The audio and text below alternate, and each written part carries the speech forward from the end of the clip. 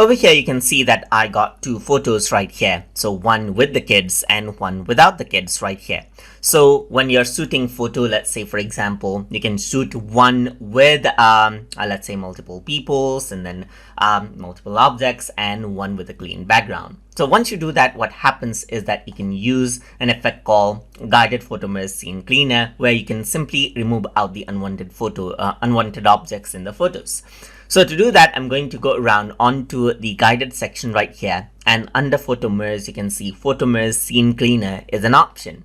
You can go around over here, and then you can see that you get the photo right here, and you can drag in another photo that you want to merge it with.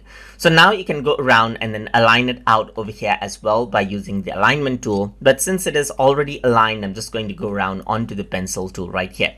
So now by selecting the pencil tool, you can start drawing around the area that you want to, let's say, for example, appear right here. So if I were to go around and drag right here, then what happens is that this is what you see. So let me just go around and drag around this girl right here. So once I do that here, you can see that I get the girl and the boy over here on the left side. Let me just go around onto the eraser right here and then erase this. Let me just go around onto the size and erase this out right here, just like this.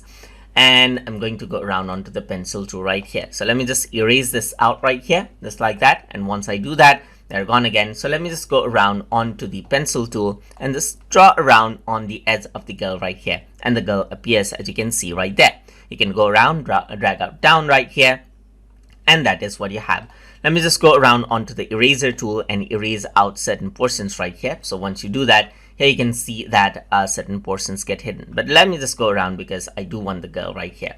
And that is how you can merge those photos out, as you can see right here. So you can see the girl right there, but not the boy. And that is what you can do to use the Guided Photomerge Scene Cleaner effect right here, just like this, to show only, let's say, for example, certain objects in a scene while hiding out the others.